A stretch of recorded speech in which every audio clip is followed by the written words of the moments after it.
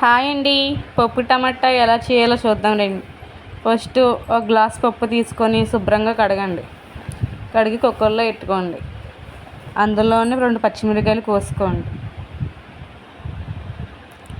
అలాగే టమాటాలు కూడా కోసుకున్న 4 టమాటాలు.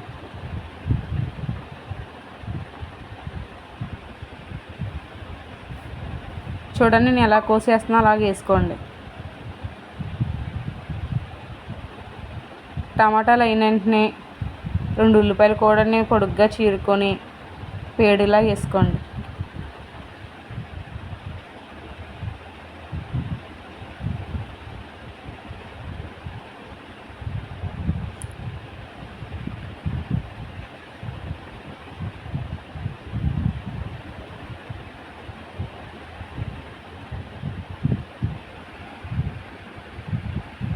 చూడండి ఎలా కోసి పెట్టుకున్నాను అలాగే వేసుకోండి.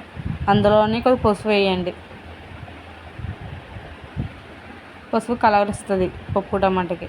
మళ్ళీ అందులో కారం కూడా వేసుకొని కొద్దిగా వేసిన పేరుకే ఒక చింతపండు వేయండి. 2 గ్లాసులు నీళ్ళు వేసుకోండి. చెయ్యి ములిగేదాకా వేసుకోండి నీళ్ళు.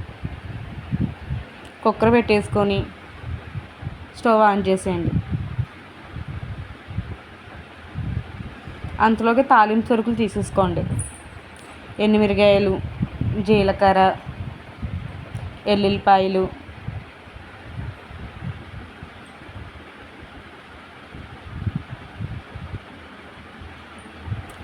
రెండు విజిల్లు వచ్చాక దాకా ఉంచుకోండి.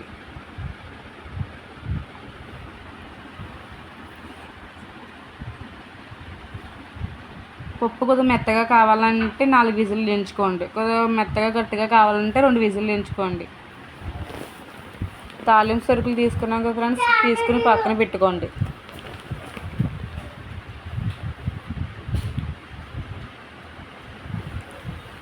కొద్దిగా మేము మెత్తగా తినడం వల్ల 4 విజిల్లు ఎంచుకున్నాం ఫ్రెండ్స్. విజిల్లు అయిపోయాక దాంట్లో ఉప్పు వేసుకోండి. కల్లుప్పు వేయండి. సాల్ట్ కట్టేస్తే టేస్ట్ ఉండదు. కల్లుప్పు వేసుకొని పప్పు గుత్తితో నలగొట్టండి.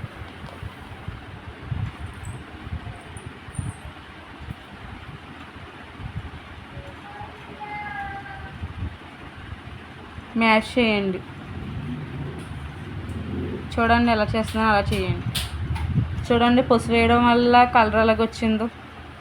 ఎలాగో ఉంటే చాలా టేస్టీగా ఉంటుంది, చాలా బాగుంటుంది కూడా.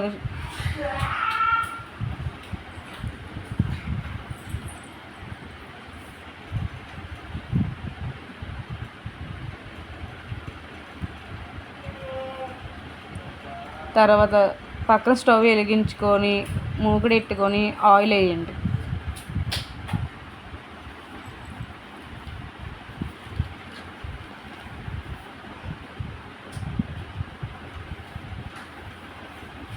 మేము ఇందాక తీసి పెట్టుకున్న తాలింపు సరుకులు దాంట్లో వేసి వేపండి.